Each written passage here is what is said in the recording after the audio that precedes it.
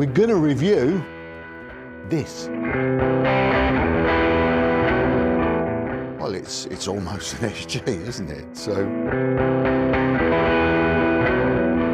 I don't normally talk about neck dive, do I? I'm a neck dive denier. I did notice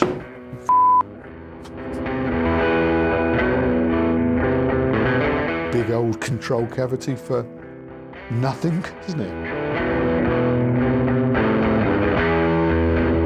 It looks quite rough hewn, actually, that. Can you see that?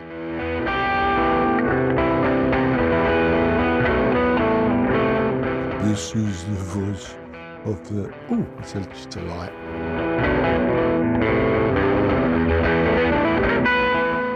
That is a bit rubbish though, isn't it? So I'm calling it a draw. I'm calling it a draw.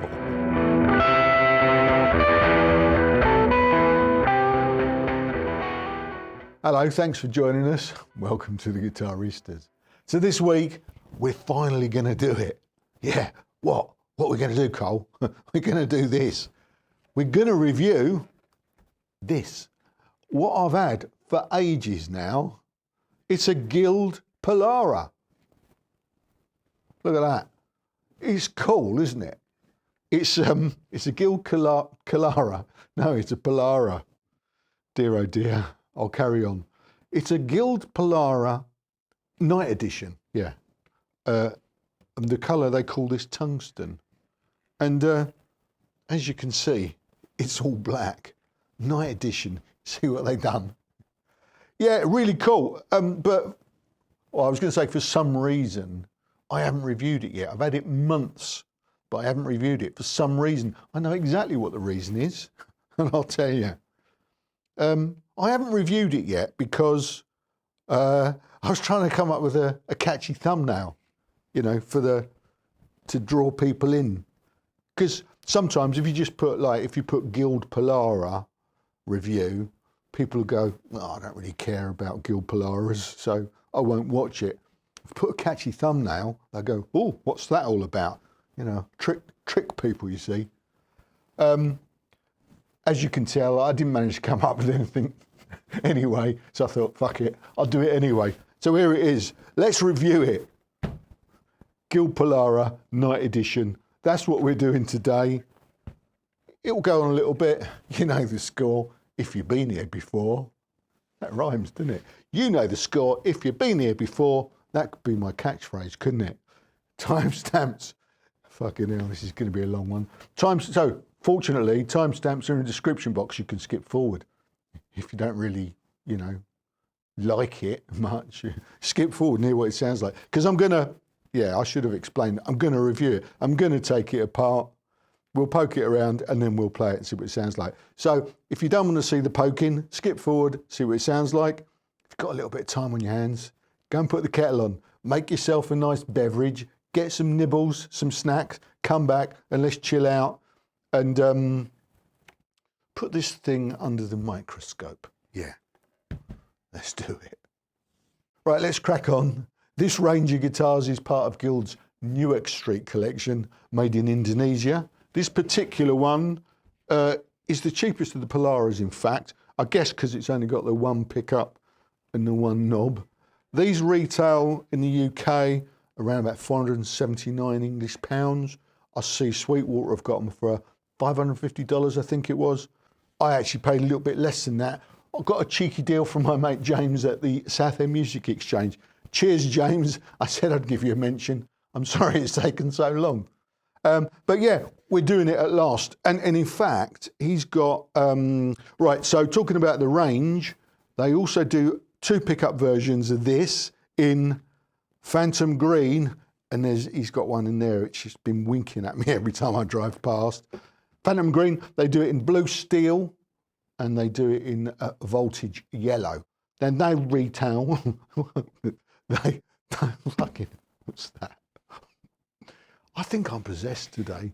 They retail at around about 499 English pounds, or, as he looks at his notes, about about $550, I think it is, something like that. So pretty cool.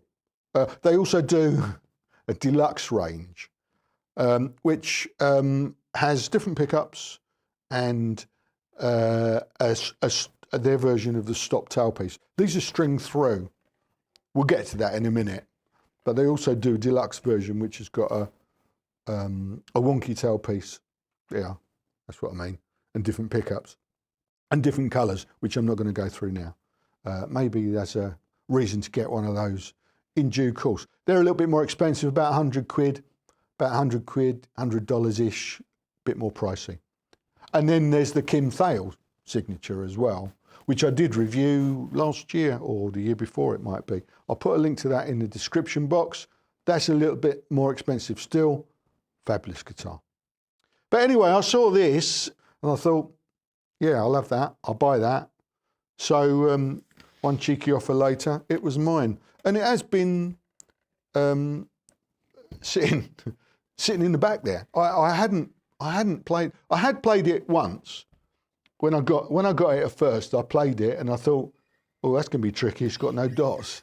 You've noticed that? It's got no dots there, but it has got dots there, obviously. So anyway, I've had it at home for the last couple of days playing it.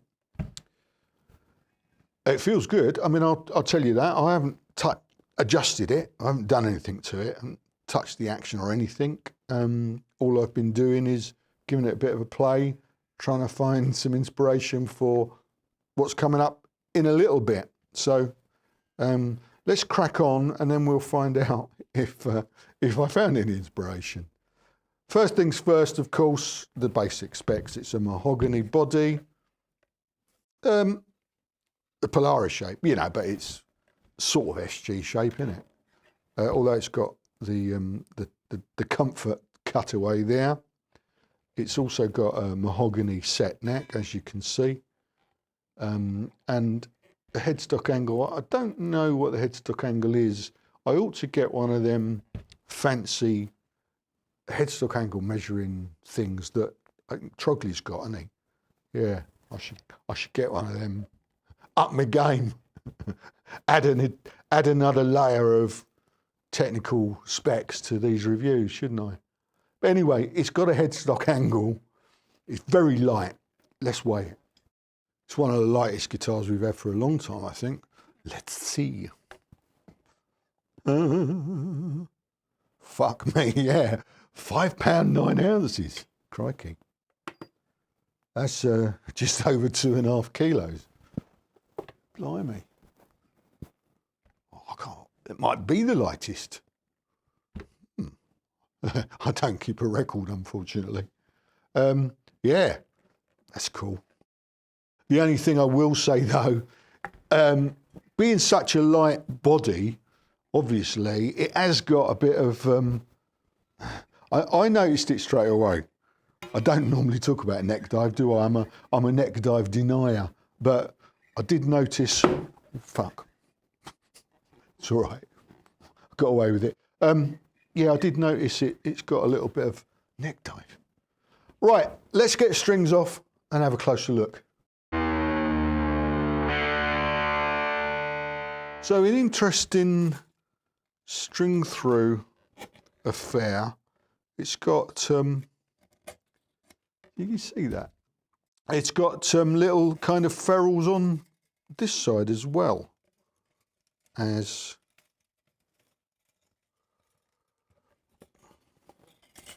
the, oh hello, one's falling out. Look at that. Hey. Right. Loose ferrules on the back. They're all going to fall out by the looks of it. So.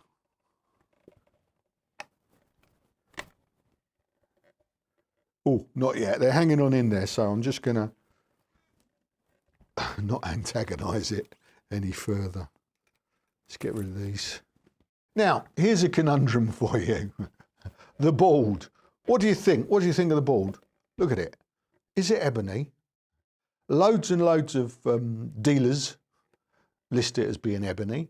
You'd think it'd be ebony, wouldn't you? Night edition, tungsten, all black. It's got to have an ebony board, surely.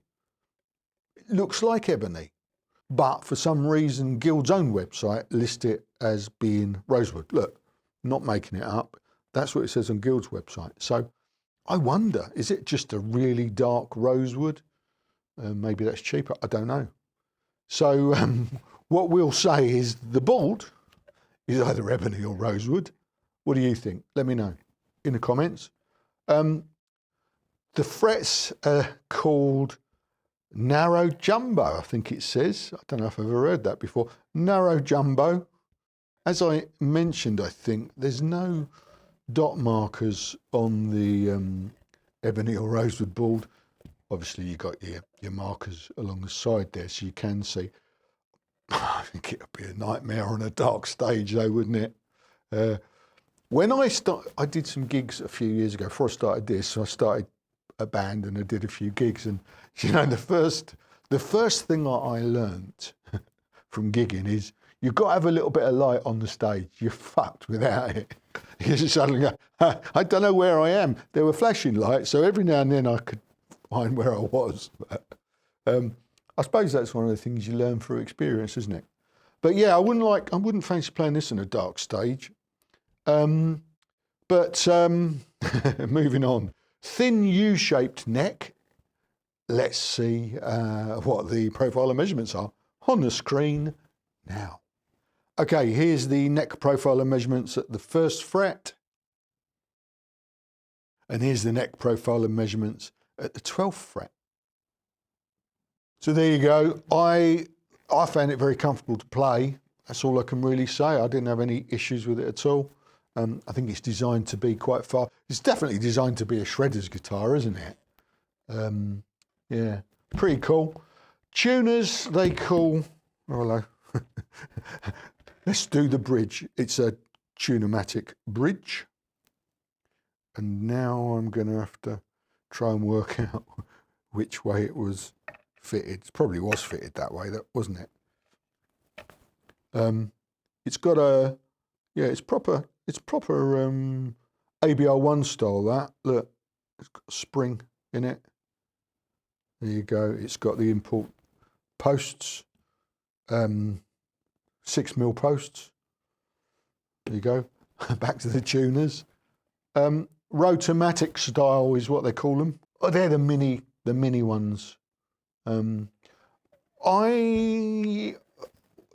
My immediate impression of these was they were a bit cheesy, a bit, you know, not great. They, you know, they held tune and everything, but you know what it's like when you go to tune and there's a little bit of movement, a little bit of slack straight away.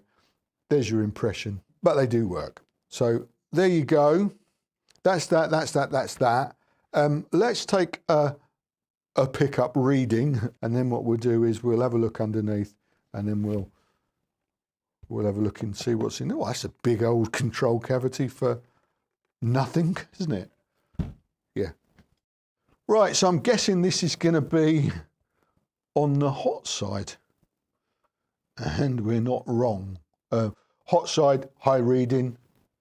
Do they equate? Probably. 13.47 kilos.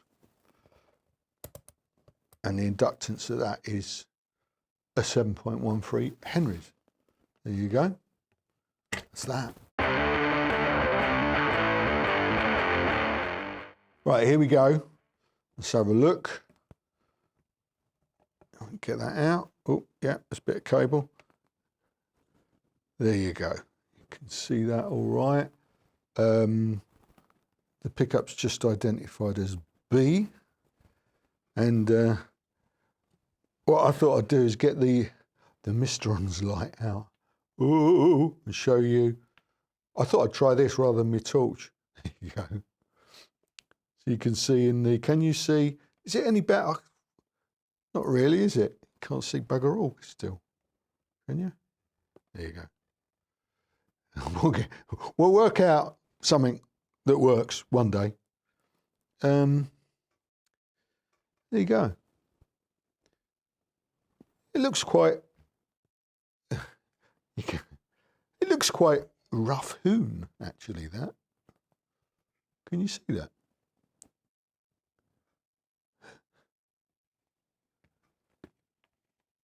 Ah.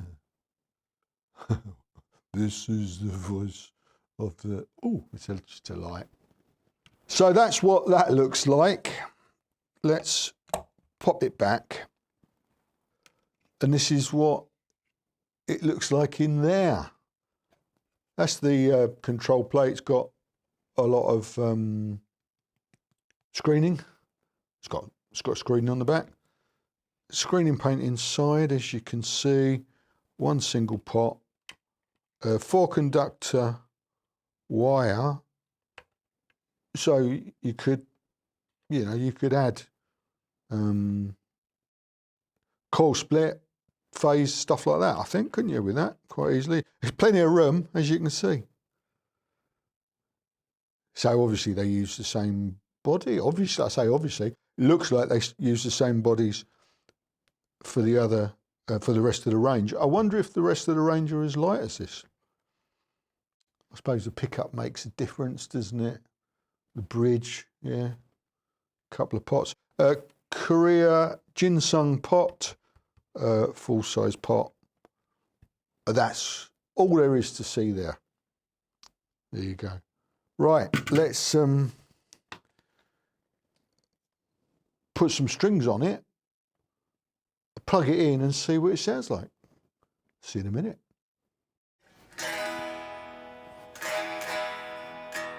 Here we are, new set of strings, Ernie Ball regular slinkies. Standard tuning to start with. That's what it sounds like. Nice and bright. Using Princeton 65 again, same rig as always this week. It's on these settings. Although actually, that's an old shot when I plugged into input 1. I now use input 2 because it's I think it's minus 6 dB, so it brings the level down a bit. You might have noticed I've got this dB meter on my board. I've had it on there for a little while now, just to try and monitor the levels in here, because I do go home with my ears ringing a bit sometimes, because it's all live. It's all live. It's all as it happens. That's what I do. You know that, don't you? It's all live. Nothing pre-recorded. Nothing. Well, I was going to say nothing planned. Yeah, I have an idea of what I'm going to play. It doesn't always work.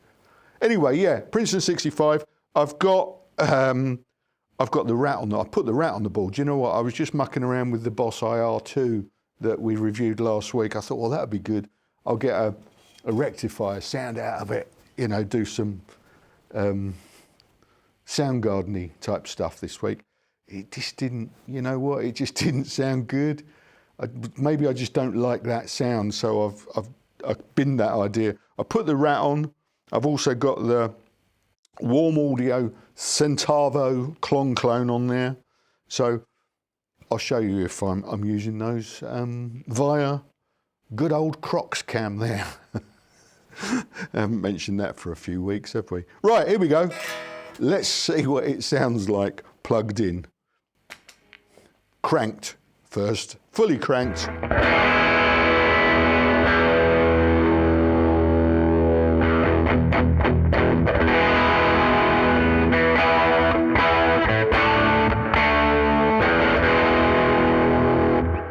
Horrible.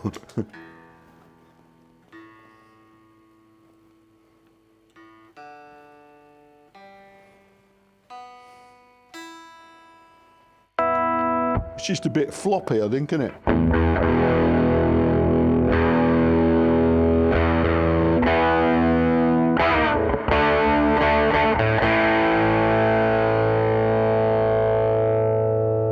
High, punchy pickup, high gain pickup. Incidentally, I think they call it an HB2. It's an Alnico 5 humbucker.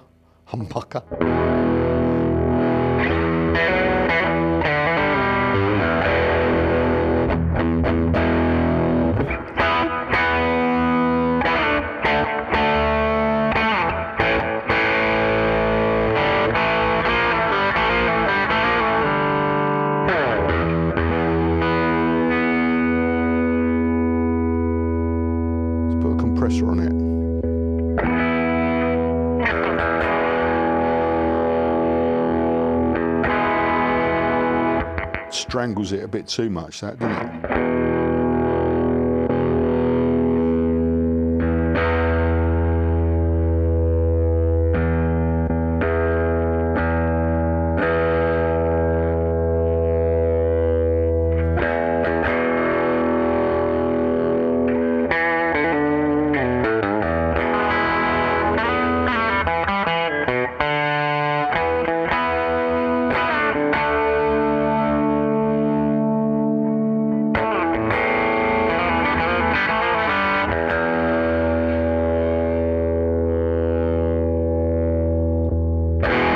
Take that off for now, but they're really good for tidying things up. It's a little bit overcompensating, I think. So we'll leave it uncompressed, although you'll hear some compression by the time it goes down the tubes to you anyway. So hopefully it'll sound better than it does here. Let's just back it off a little bit.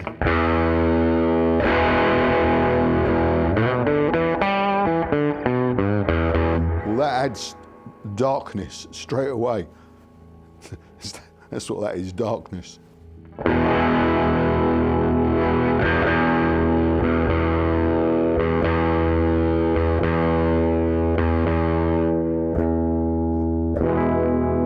Is that just a tone control? You know, I don't remember seeing any caps in there. There were no caps, were there, when we looked just now? It was only 5 minutes ago, do you remember? I don't. Yeah, I do. There were no caps. I'm sure there were no caps.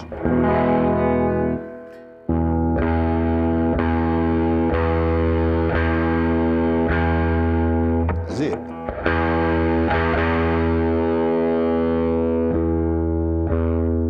It just sounds like a tone control. It doesn't do much in terms of volume reduction, does it?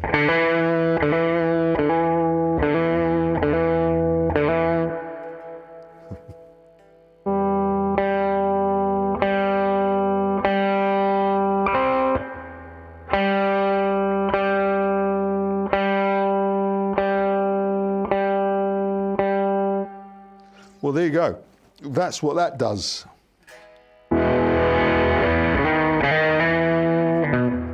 That's what happens when I don't concentrate. I'll blame the fact there was no dots in there, shall I?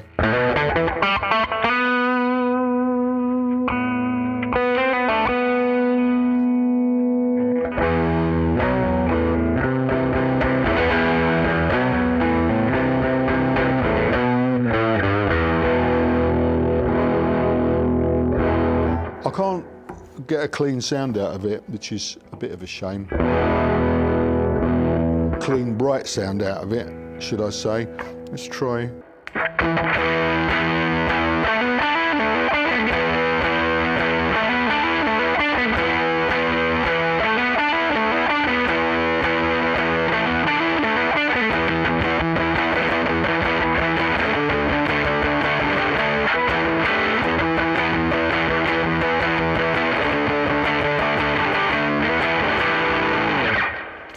Did I play that right?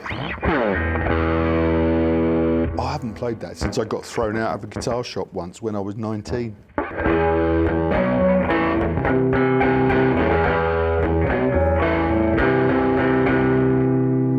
It's still a bit flabby compressor.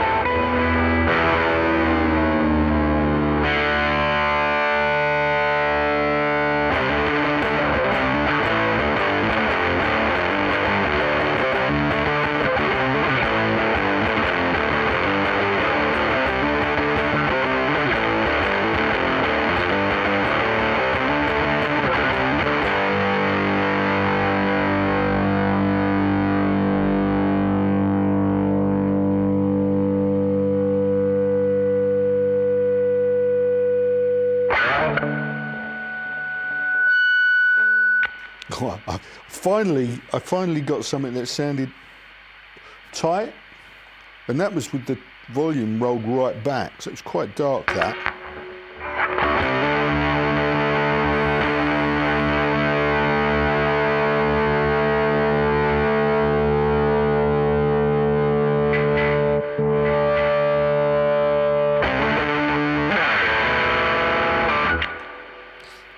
That is a bit rubbish though, isn't it? That's the rat making all that noise. Try something else. Drop D this, by the way.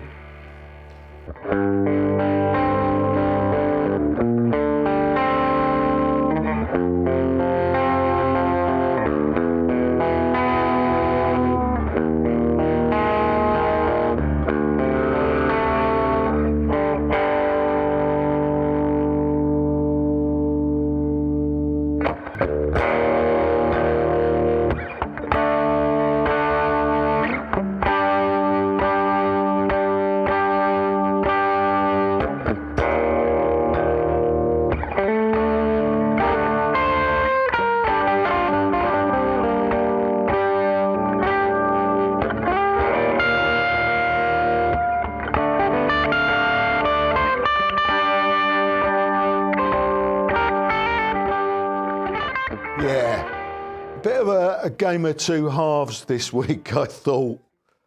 A battle between the guitar and me. My taste, my ability, and a thing designed for a purpose, which is little kind of, I'm going to say beyond me, not really me. I couldn't get a clean sound out of it. And that bit you just heard, I just didn't, it's just like, really. But I managed to get something out of it. Well, hopefully I managed to show sort of what it's designed for. So I'm calling it a draw. It's a thing, isn't it? It's a thing. It looks fabulous. It looks fabulous. I really like the colour as well. This tungsten. Certainly, looking at it on playback, you can see it looks more less black. It looks less black and more. And you go, oh, that's tungsten. That is. It's not black. So pretty cool, and it's it's almost an SG, isn't it? So. But yeah, it's a thing. There's a few important things that I missed out, facts that I missed out earlier.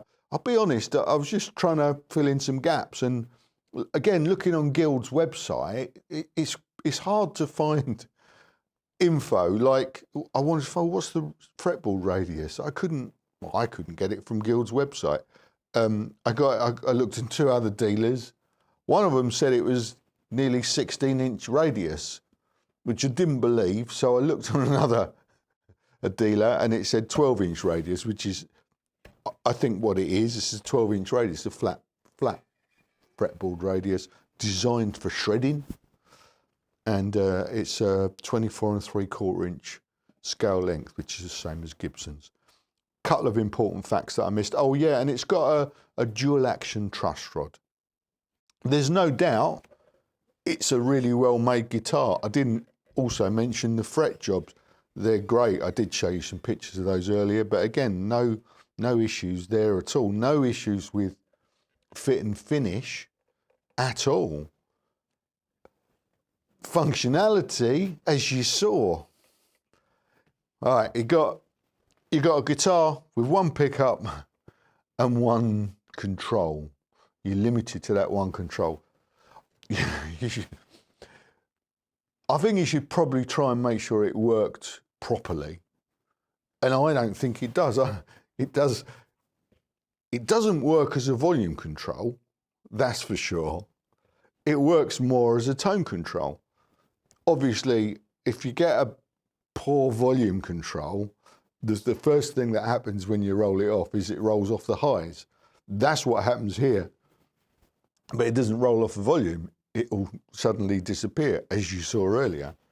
So it's not effective to dial back the volume, only the highs. It's very good at that, actually. It's very good at that. But it's no good for me because I couldn't clean it up at all. I guess this guitar's just not meant to be cleaned up, though. I mean, I realise that. It's not meant for me. It's not meant to be cleaned up. It's meant to be a full pelt through a heavy sustain amp, chugging away, you know, and shredding away, you know, with that huge high sustain. I never play with that much sustain, do I? Or rarely. I used the Rat today. The Rat saved the day, mate. It really did save the day today. Because without that, it was just flabbiness. Flabby flabbiness. That's like a character out of Harry Potter, isn't it? No. So, yeah. I think this is a brilliant guitar for somebody. That somebody ain't me. But having said that, I'm going to probably hang on to it for a bit because it's super cool. And I do like a challenge, so I'll probably use this to learn some more drop D style alternate tuning stuff. I think it'll, you know, if I find time, it'll inspire me to raise my game. That's what I need to do. I'm an old fart, you know. Give me some boomer bends and some bluesy bollocks, and I'm away. Although, you know, I love all this Soundgarden-y type stuff, and yeah, I love quality music as well. Anyway, I just wasn't brought up with it, so I didn't really learn it, and I didn't really learn what I was playing today. I just like, you know, I spend half an hour at home going, oh, I'll play that this week, that'll be all right. And then when I come in and press record, if we're lucky, it works. Some of it worked this week. Some of it was a bit, oh, fuck it, I'll leave it in anyway. You like it real, don't you? It was real this week.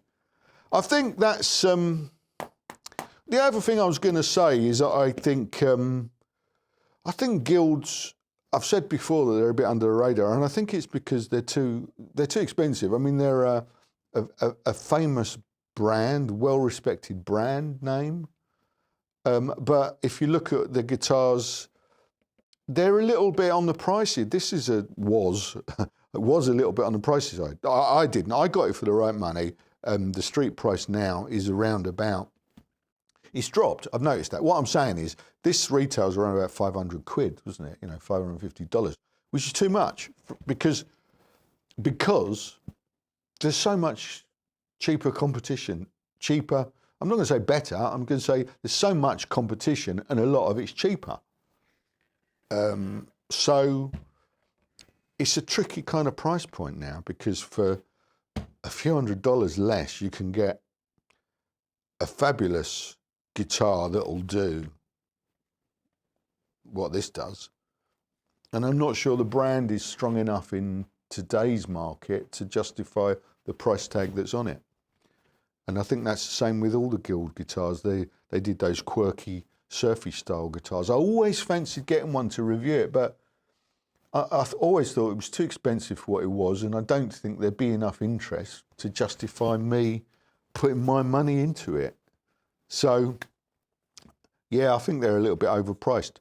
Again, a lot of deals out there at the moment. I was just looking at this when I was looking for some specs, and I saw that Bax Music I think they're based in the Netherlands, have got it for about £350, euros, whatever. Which I think that's what I pulled the trigger on. I think if my memory serves me correctly, I was going to say if my memory corrects me. I think it's time to go. I think that's it. Any notes? I covered it all. There you go. I really like it. It was a draw this week. The controls are really rubbish. If you're going to have one control on a guitar, decide what you want it to do. Maybe they did. Yeah, maybe they did. What do you think? Have you got one? Would you get one? Let me know what you think in the comments, as always. And as always, thanks for watching, putting up with this nonsense. Come back next week, eh, and see what we're up to then. I shall look forward to it. All right, ta-da for now. Take care.